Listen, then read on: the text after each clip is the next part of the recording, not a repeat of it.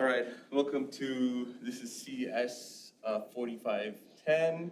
I think this is L09A. The topic of today is, I don't have a good title for this, but the simulation evidence. So essentially, last time what did we talk about? We talked about the Church-Turing thesis, and we talked specifically about one version of the Church-Turing thesis, which is Turing's part of the Church-Turing thesis, the more interesting part of the Church-Turing thesis. And essentially what we said is, in terms of automata theory, the most powerful, most reasonable, and most important model of computation is the Turing machine. And the way we were able to do this is through this sort of reduction, this distillation argument that anything that could be formalized as some sort of algorithm, anything that's an intuitive algorithm in a human sense corresponds to some Turing machine. And you can in fact transform such an intuitive concept into a formal one.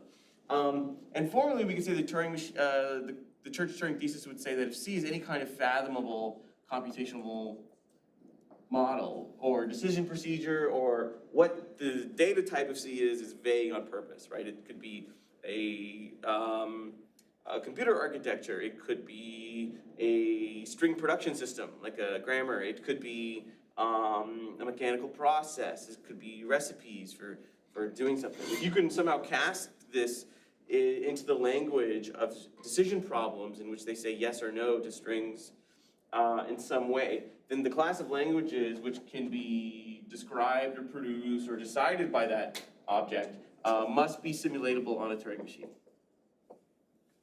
right?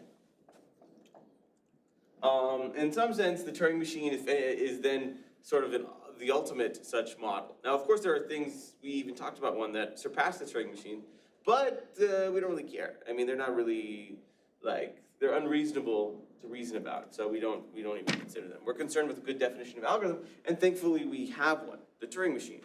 Now, the Turing machine, I also mentioned that the Turing machine ended up being equivalent. Alan Turing was 20 years old when he came up with this. He had been granted the equivalent of a graduate stipend as a freshman master's student or something. And he spent less than a year working on this problem and writing that paper. But there was other people that had been working on such concepts that he was completely unaware of. One of them was the C in the Church-Turing thesis stands for Alonzo Church. And he had what was known as the lambda calculus. The lambda calculus, you may have some very useful understanding of the lambda calculus, because today extensions of it exist in basically every programming language, right? There are lambdas, the anonymous functions, and so on, right? But he invented this in some sense to think about how a computational model would exist. And Alan Turing and Alonzo Church both wrote papers, and they were both able to prove basically the same thing. But while Turing machines had a very rigorous argument about why they captured the definition of computation, unfortunately, Alonzo Church did not have a very good argument in this favor, because you want to see a Turing machine, you look in the mirror. It's pretty fair. The argument follows from there pretty reasonably. But why is it the case that the lambda calculus is a good definition of computation? It's not. It's not a good definition of computation, I think. It's pretty bad. And Alonzo Church had his version of the Church-Turing thesis, which is in the sense that while Turing used the word computable, Alonzo Church used the term effectively calculable.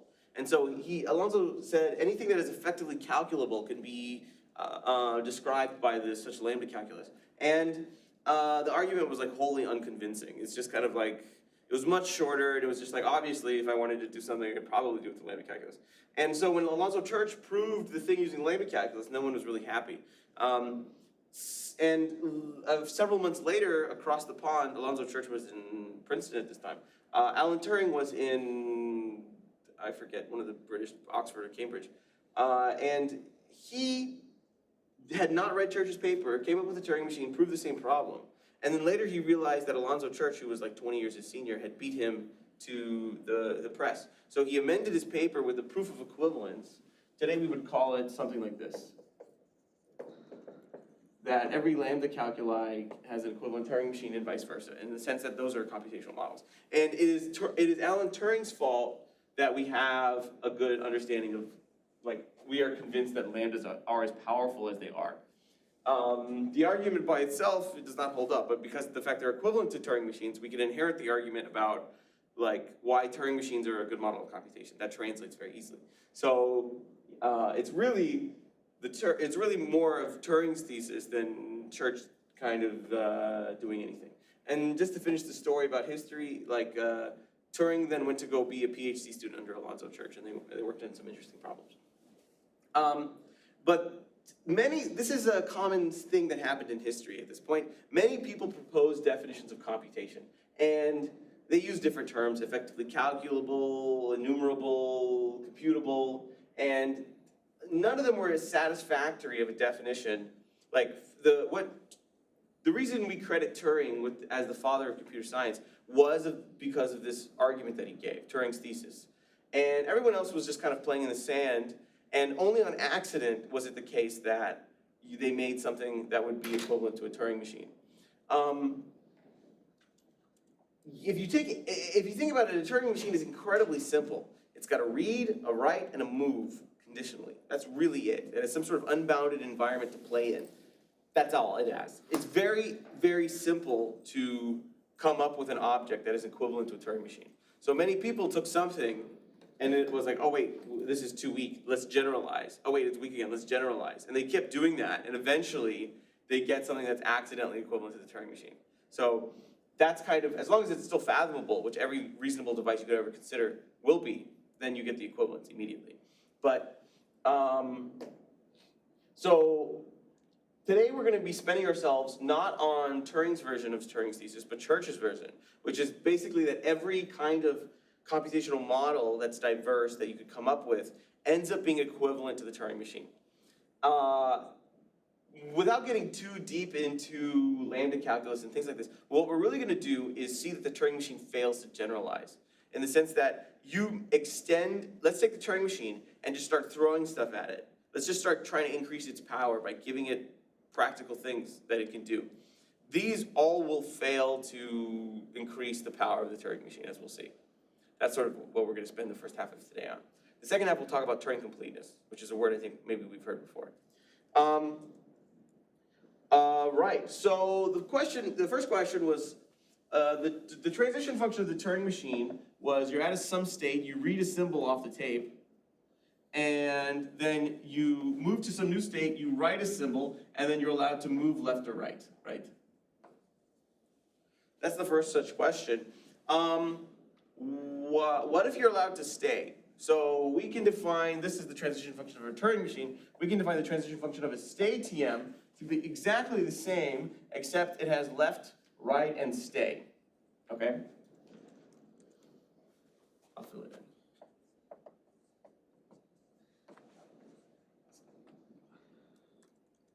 Right. What is the relationship immediately that we see between the Turing machine and the state Turing machine? The most obvious one. The Turing machine is a generalization. The state Turing machine here has an extra instruction. It's basically a generalization of the Turing machine. So for free, we get that LTM is a subset of L state TM. Why? Every Turing machine is a Turing machine with stay that doesn't use stay. So, okay, fine. So certainly this is a generalization of the Turing machine. It could be bigger. We need to argue that it couldn't be smaller. That'll imply that they're equal, right, to do a double set containment. Why is it the case, though, that everything that can be computed by a state Turing machine can also be computed by a Turing machine?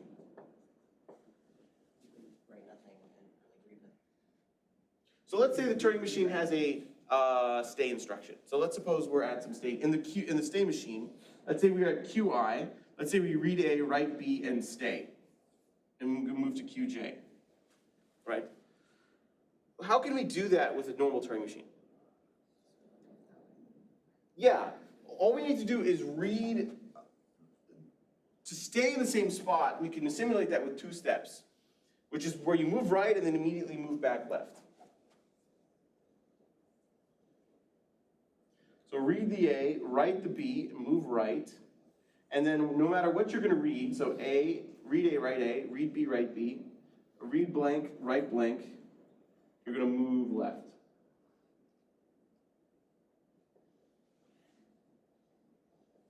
So you can simulate this extra step given the stuff the Turing machine already has. Great. Two quick questions. Why did we have to move right and then left instead of left then right? Yeah. Because if you move left, sometimes that might be the end of the tape. Or Yeah. the beginning of the tape, I guess. Yeah, just in the way we've defined the Turing machine, we have an end to the tape. So if you try to move left off there, you read right and then you are stuck. You stay still there. So, yeah, so this is enough proof that the state Turing machine is equivalent to the Turing machine. Why? We generalized it, but we didn't really because it just can be simulated still on the normal, boring, vanilla Turing machine. Right. By the way, like this is sort of the, everything we can do today, we're gonna be able to add the addendum. Like we could have just really done this with Turing's thesis, right? Recall when we transformed the human part, the creature, into the Turing machine, we made many, many explicit simplifications. But if we were to make more general simplifications or different simplifications, we would just get a different model of a Turing machine. For example, recall that the Turing machine we do reads and writes a single symbol because the tape had reads a single symbol. But the human maybe necessarily does not have to. And what we did is we set these bounds L and B, which is the number of symbols that are read and written to, the number of symbols that are moved from a current position and the number of symbols that are scanned at a current position. We set these to be equal to 1 for simplicity. But there's no reason that we had to do that, right?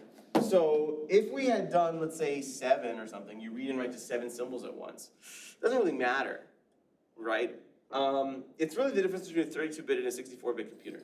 Because in some sense, a 32-bit computer is, computers aren't really binary so much as they are 64-bitary, right? So 2 to the 64 bits, because they have to change that whole register at once, right? So immediately we can say that the Turing machine would be equivalent to a machine that could read and write multiple squares at once, as long as they're contiguous, right?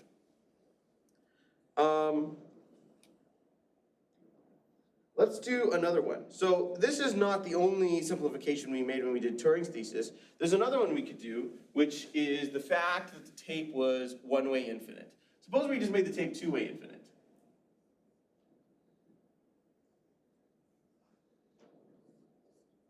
Right, something like that. So it's infinite in both directions. And let's call this the two-way infinite tape. Why is it the case that the Turing machine can be simulated on the two-way infinite tape, sometimes called bidirectional tape? Yes?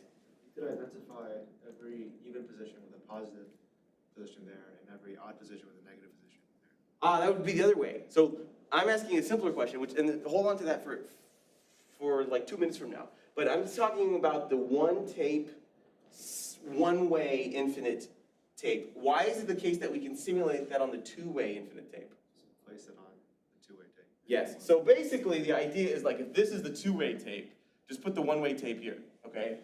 There's a small, very small problem though. So that conceptually works. We need, unlike any of the other simulations we'll do that way, we need one extra sentence. Yes? If you go below the initial state, just have a state to push it back. Basically. So what we're gonna do is, like, the normal Turing machine, at least in the definition we're using, if you try to move left off the edge of the tape, it reads, writes, and then is stuck. So we need to somehow encode that into the actual thing. So what we're gonna do here is we're gonna, and this is not very important, but we need extra sense in simulation. We're gonna put a little canary symbol there, and then anytime we try to read or write that symbol, we're gonna make sure that we just shift ourselves right. So every broken machine that's poorly programmed, I mean, like any well-programmed Turing machine should never try to do this behavior, okay? But it's not the case that the C specification only allows you to write programs that don't have memory bugs, okay? So you have to cover everything. And this would be considered like an undefined behavior. And a good programmer should not have a program that does this. But we need to make sure that we handle it anyway, right? So what's gonna happen here is like for every state, we're gonna add something like this where we say if we see the $sign, just place that right back and then move right immediately. So we're gonna go, let's say we try to move left off the tape, just gonna, no matter what's gonna happen, we're gonna go right back, right? And that'll work for the simulation. Now, what about the other way? Why is it true that the two-way TM can be simulated on the Turing machine? There are actually like 3 good answers for this.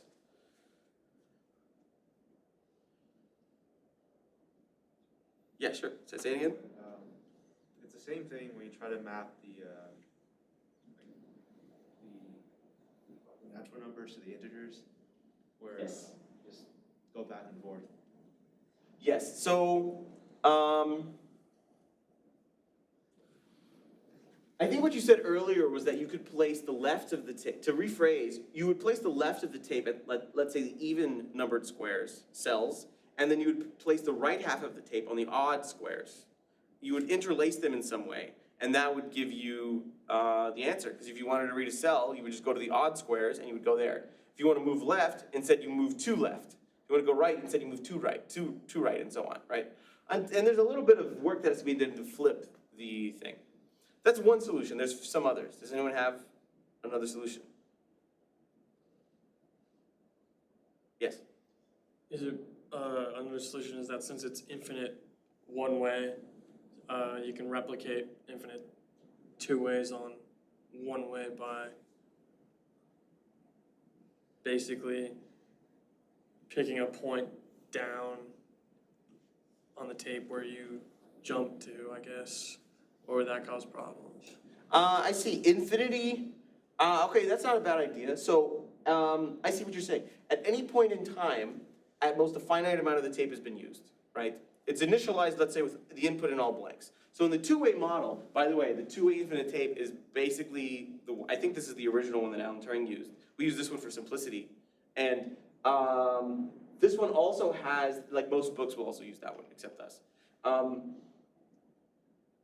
If at most finite amount of the tape has been used, just throw that somewhere farther down, kick that down the road somewhere on the one-way infinite tape.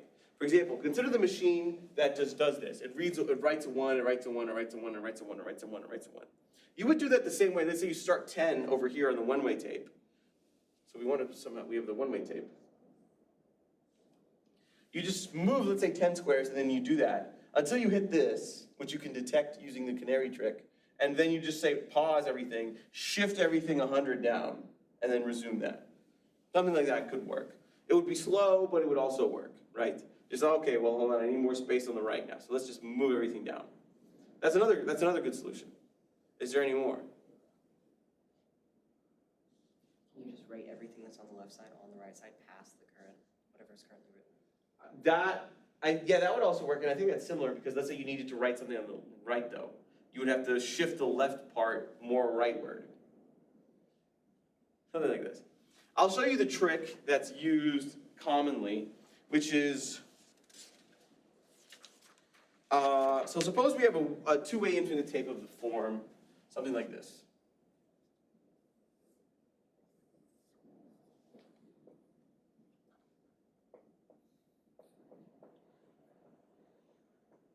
Right? What you can do is essentially fold the tape in half.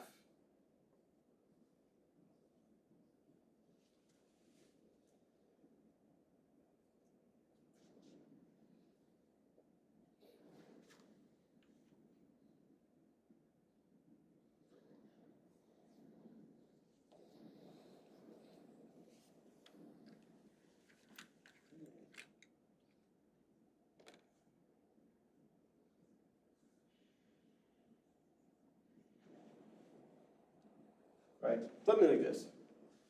Pretend I animated that with my 3 blue, 1 brown skills. But basically what you do is you extend the tape alphabet to consist of possible pairs from the original tape alphabet. Okay? Then you double up the code of the Turing machine in such a way that if you're on the right side of the tape, you only read and write to the top symbol. And what that means is you just like, if you see, for example, AF, and you want to change A to a B, you would write BF, right? For whatever, all possible pairs that would be there. Now, when you want to write on the left side of the tape, what you would do is switch to an identical copy of the source code, the Turing machine states, and the transition function, except in the case that every right is a left and every left is a right. So when you want to move left this way, what you do is you move right this way, and so on, right? Then there's some handling where you switch between these two transition functions, these two copies of the Turing machine. This effectively works as well. And I think the only difference is this might be a slightly more efficient simulation, right? But it is an example of the kinds of things that you can do. And this is sufficient for us to prove that the two-wayness, the bidirectional, doesn't really matter. In both cases, we still generalized the Turing machine again. We gave it, in some sense, twice as much space, and it's not really doing anything useful with it. Anything that you can do with twice as much space, you can still do with that much space, right? Questions on this simulation? Okay. So the next question you can have is, all right, so we gave the machine a two-way infinite tape. What if we gave it infinitely many tapes? Sorry, not infinitely many tapes. Let's talk about we gave it two things. First, let's give it K tapes. So let's define the K tape TM to be just like this. It has access to such tapes. Okay. First off, the K-tape Turing machine has the case that it is a generalization of the normal Turing machine. So we do see immediately for free that for any fixed K, and we'll generalize this model 3 times, but for any fixed K, the Turing machine can be simulated on the K-tape Turing machine. Why? Exactly, you just like, and let's fix ourselves in the case that the heads are all at the same position on all tapes. Suppose that the heads are at the same position on all tapes, okay? So you move right and left on all of them at the same time. You can't do any intersparsing stuff. Okay, fine, so it is a generalization, but I also claim that it fails to be stronger. Why? Give me a simulation of a fixed thing like this, a K-tape machine on a normal machine. Yes? We just modify the sim gamma again, so that, you know, there's K levels.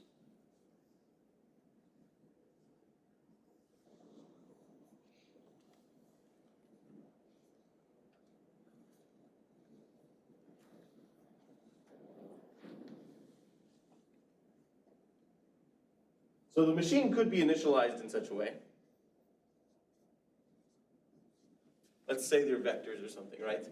But that's a one-way tape, but now our alphabet consists of, instead of pairs, it consists of k-tuples, right? So this is just one symbol, this is one symbol, this is one symbol, this is one symbol, this is one symbol.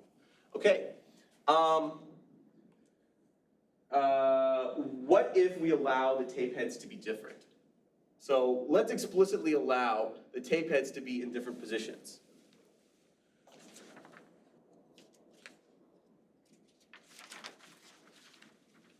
Let's even allow them to have different alphabets.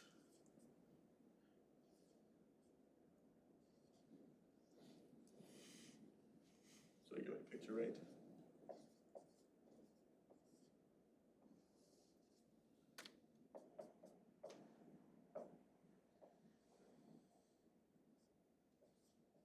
Okay. This transition function would be defined as read a symbol at some state, you read k symbols, you you transition to a new state, you write k symbols, and you move left or right for any possible combinations of lefts and rights. Some of them move left, some of them move right. We even allow stay, who cares? I claim even if we generalize this way, it's fine. And let's call this version of the K-tape Turing machine K-tape prime, right? It is obviously true that the Turing machine can be simulated on this K Turing machine, right? With the heads allowed to move in any way. But why is it true that this also fails to generalize? This is a trickier simulation because you cannot immediately throw this trick in there. This works because the heads are all at the same position. So just read and write the same symbol. But this doesn't work now. So describe to me a way that we could still perform this simulation. Yes? Instead of just sort of changing the symbols to like a compound symbol, single copy, would you just map all possible combinations of symbols? So an important part in simulation is that if the machine you're simulating takes one step, you also need to take some number of steps, maybe one. But let's say the machine does one thing. How do we ensure we also do that exact same one thing? You can only move left or right once, right? Exactly. So we can only move left or right. We can only, yeah. This is a difficult one, actually.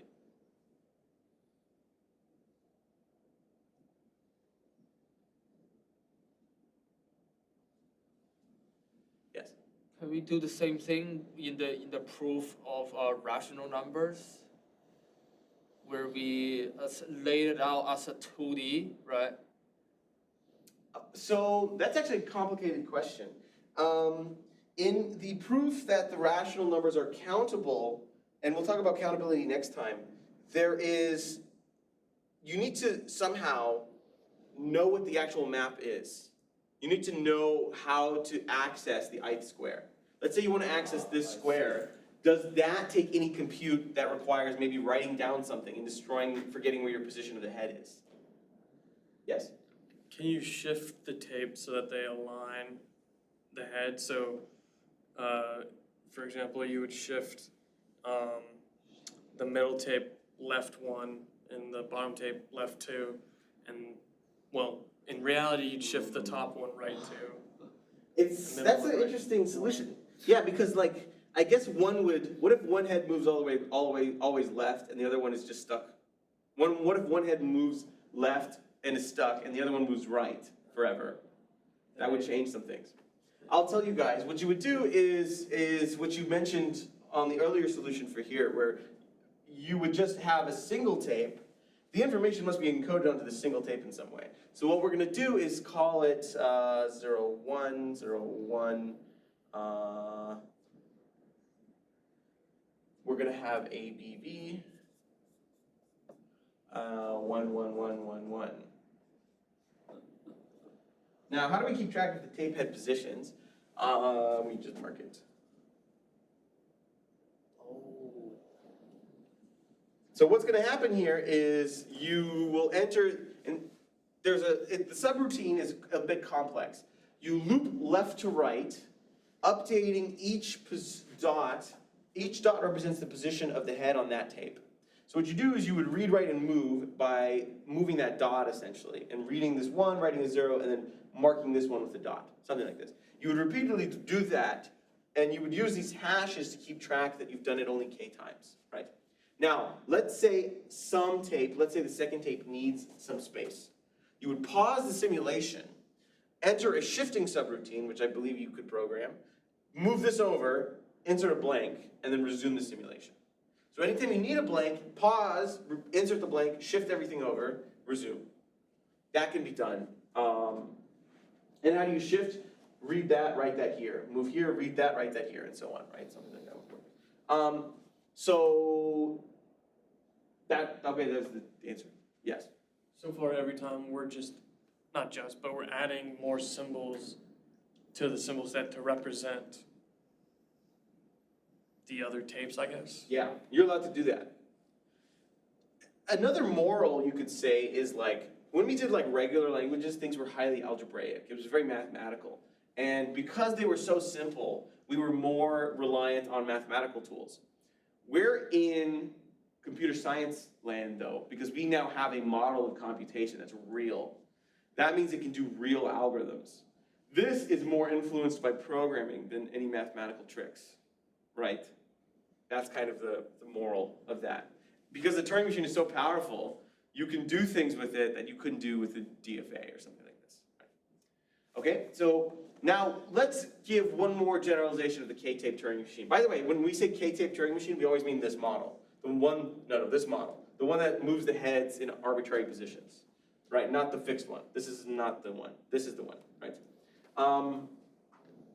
let's suppose we allowed the machine to execute an instruction that also instantiates a machine, instantiates a new tape. So it can say, I need another tape. Give me another tape, and then we give it another tape. Why is that also still equivalent, and why is that not a strictly strong generalization? Because the one tape that you have is like functionally infinite, so you can just add it at the end. Is that what you were gonna say? Yeah, Put it right there. I was gonna ask about if the tape heads are at the same place. But even if they were at different places, you could still do. Yeah, let's make some convention. Let's say when you add a new tape, it starts here, something like this. Okay, the K-tape machine also failed to generalize. Okay, there's one more model of computation. We failed to generalize the Turing machine several times. And so you should be really convinced that the Turing machine is like pretty good. There's one generalization that we can give to automata that maybe is not so good. Yes? Non-determinism. Yeah, let's consider non-determinism. So, a non-deterministic Turing machine has a transition function almost identical to the Turing machine, right? You add some state, you read a symbol, but then you choose to write a symbol and move left and right. Now, I don't really care about the epsilon stuff because that can all be simulated. So let's just say that this is the definition of our non-deterministic Turing machine. If you, for example, if you're at some state, let's say Q0, you can read an A, write a B, and move left, or you can read an A, write a C, and move right, right? Explicitly deterministic machine. Excuse me, not deterministic, non-deterministic. If you read an A, you're in both states simultaneously. You either wrote a B and put an L there, and you either wrote a B and moved left, or you wrote a C and moved right. Both. Now, I claim that this is going to be equivalent to a deterministic Turing machine. But before we do that, why is it the case that the Turing machine is, the non-deterministic Turing machine is a generalization? Yes? You just remove all the simulant. So if you can move A to B and A to C, you just keep A to B. Reverse direction. Sorry, I'm asking, given a Turing machine, why is it the case it is also a non-deterministic Turing machine? Yes? Yeah? All Turing machines are non-deterministic. Yeah, every DFA is an NFA. Non-determinism is a generalization, right? So the deterministic Turing machine is a non-deterministic one that just doesn't use the generalization, right? So let's think about how this is going to be a little bit of a detailed simulation. But why can every non-deterministic Turing machine be simulated on a deterministic one? Again, this doesn't say every non-deterministic Turing machine is a deterministic one. What it says is that every language decidable by a non-deterministic Turing machine, there exists a deterministic Turing machine to decide the same language. So in the sense that some other machine can do whatever any NTM can do. Deterministically. If you can solve something non-deterministically, you can also solve it deterministically, right? What was the last time we de-non-deterministified something?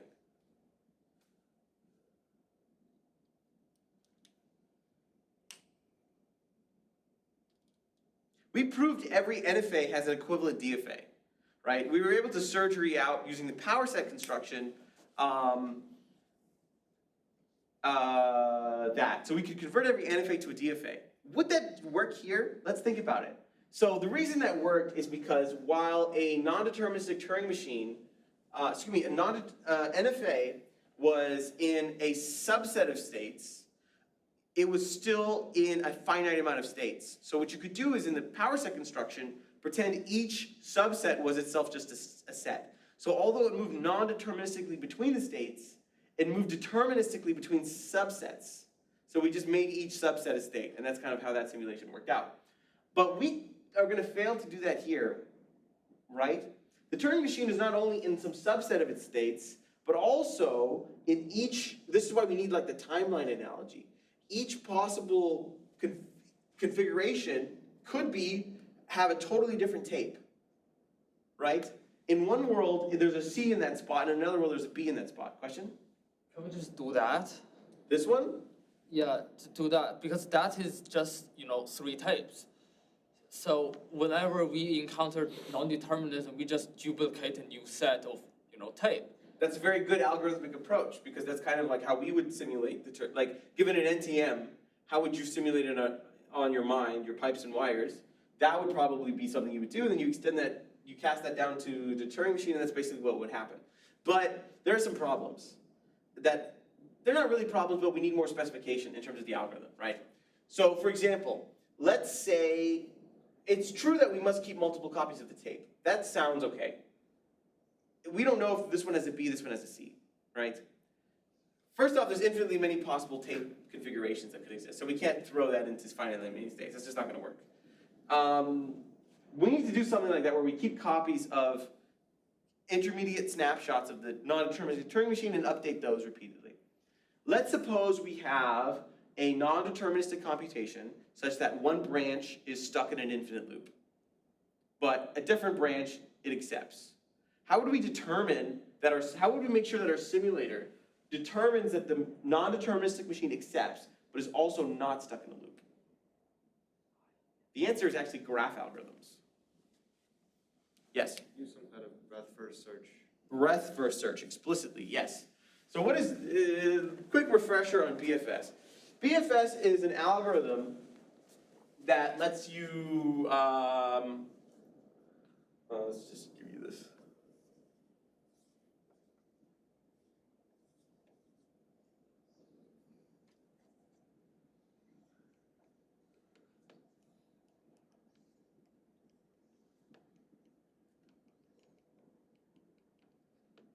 So you call BFS on a graph. It explores the nodes in a specific order according to depth, and it uses the queue data structure, if you recall. So you begin with, let's say, S in the queue, and then every time you pop an element out of the queue, you eject it, you inject its children. So S would be ejected, and then we would have A, B in the queue. A would be ejected, and then we would have, B would move to the front of the queue, but then we would have C, D. B would be ejected, and D, E, so we would have C, D, E. C would be ejected, it has no children, so we'd have D, E.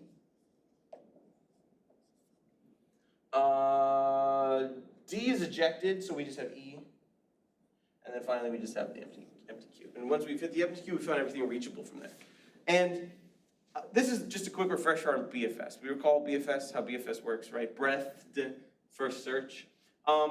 Why does, what are we BFSing on, first of all? What we do is we form what's called the computation graph of the non-deterministic Turing machine. So what we do is we place, we don't build the graph beforehand, we BFS over it as we're building it. But each node of such a graph would correspond to a configuration of the non-deterministic Turing machine, right?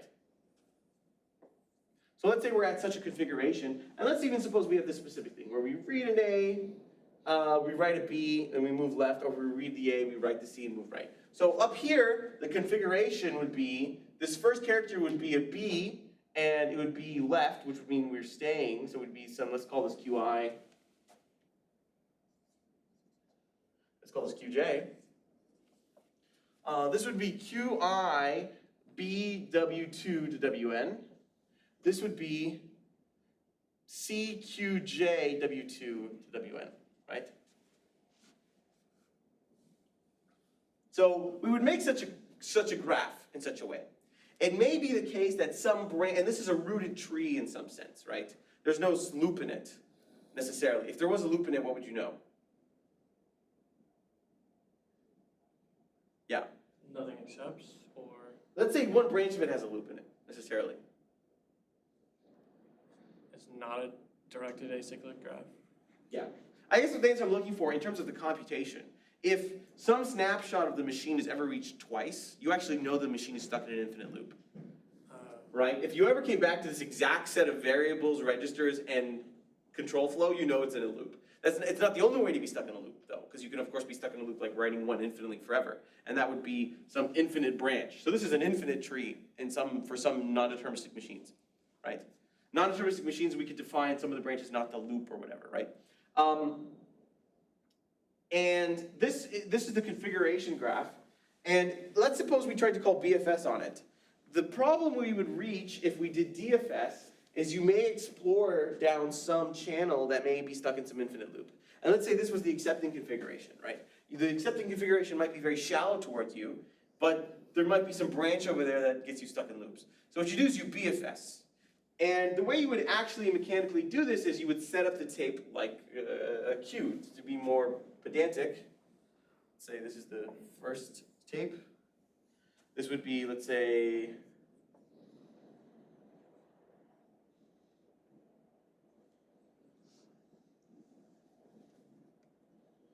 you would read the configuration, and you can do this more precisely with several tapes. You maybe need a work tape, but you would read the configuration, use the non-deterministic transition function to compute all possible next configurations, right? If you have this specific configuration, and you also have access to delta of the non-deterministic machine, you know all possible next configurations. So what you would do is simply blank this out, that corresponds to popping it, and then write those configurations.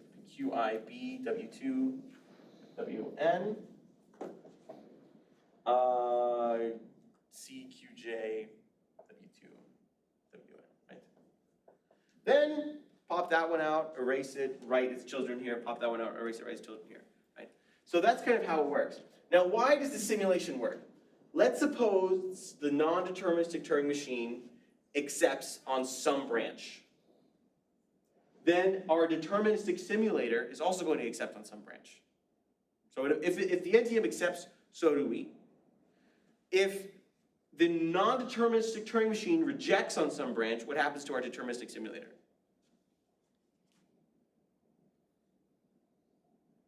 Yes? Does it reach the infinite loop, but the one where it keeps repeating the same state? Not necessarily. Let's just say the NTM says, I'm going to reject that. That's a rejecting computation. Yes? Okay, yeah. The answer is that it's not too important. The machine would just pop it out. We're looking to see if the machine accepts. Now, if all branches reject, then the Turing machine would reject. If the queue is empty, then we would just, and we haven't accepted, we just reject, right? But let's say some of the branches get stuck in a loop, some of the branches reject, and one branch accepts. That means that there exists an accepting computation. So by definition, the non-deterministic machine must accept. So would our Turing machine, our deterministic one, because it would find the accepting computation, right? This is the BFS trick, right? And again, not very mathematical, very algorithmic. You use an algorithm on the Turing machine, right? Final question. Let's suppose the NTM takes t steps. How many steps does the Turing machine take? And let a step be considered an application of delta.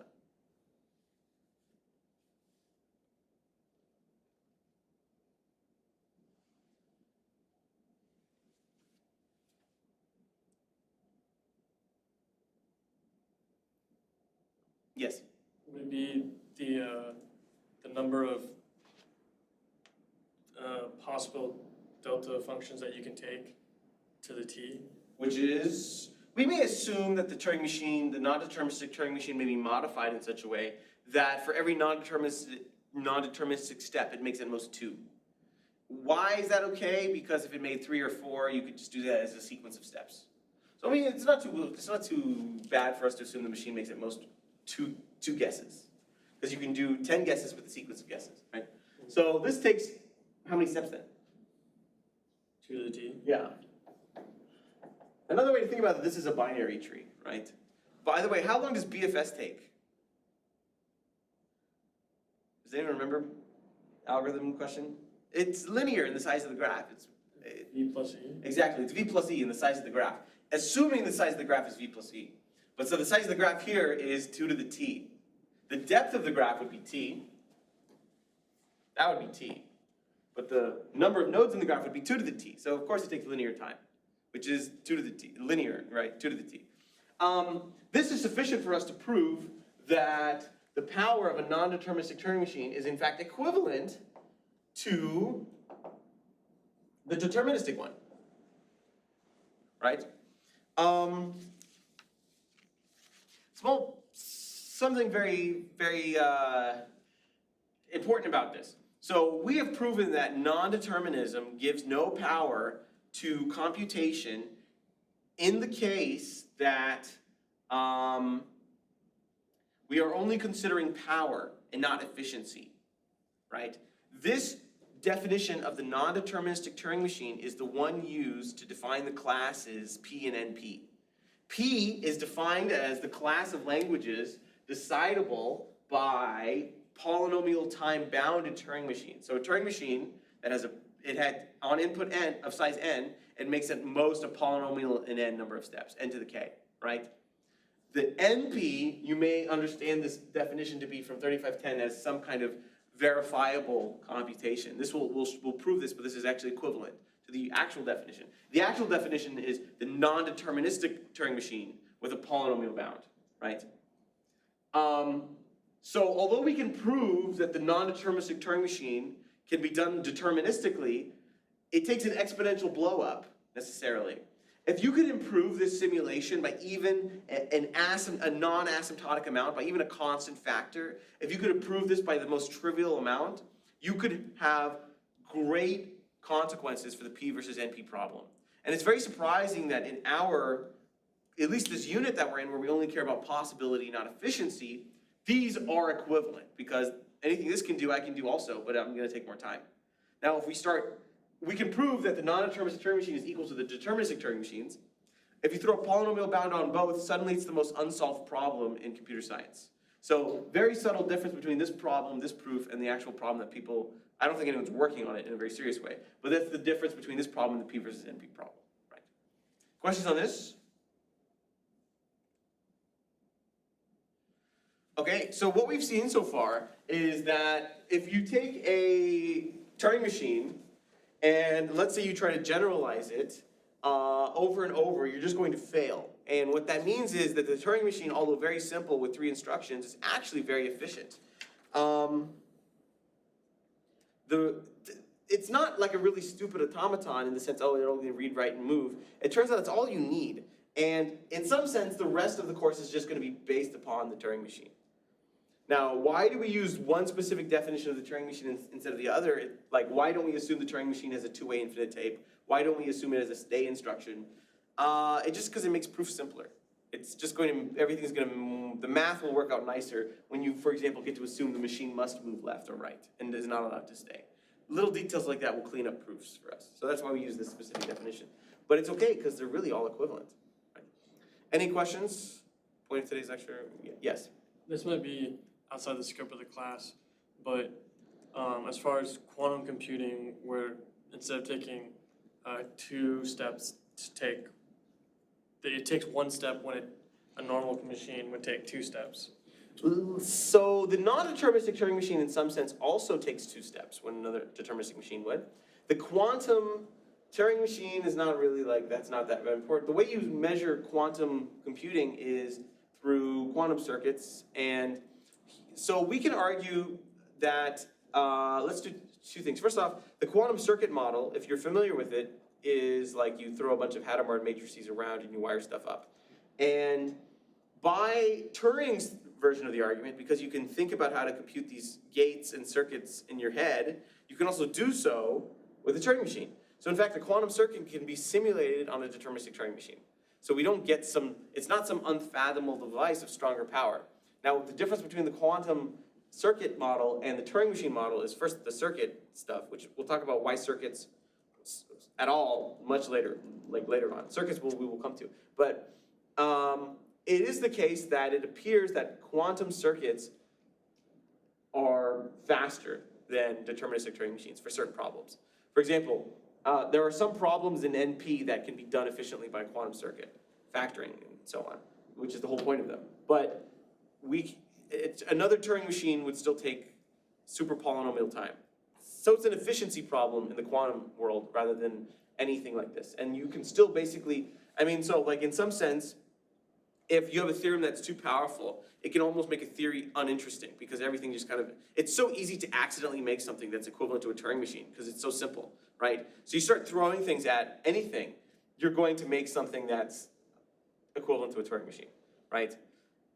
that's how powerful the Church-Turing thesis is. You can walk around with a big hammer and just smashes things together, right?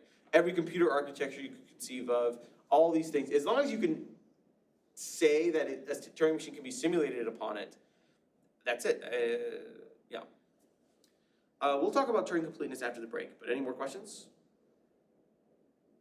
Yes. So for any of these proof, if I were to encounter them on the homework, can I just say because I can reason about it? Yes, so what we didn't do today, we could have made this lecture a third as long if we just said, for each of these containments, they are true by Turing's thesis. Like, I can simulate the K-tape machine in my mind, so therefore, just apply Turing's thesis and do this.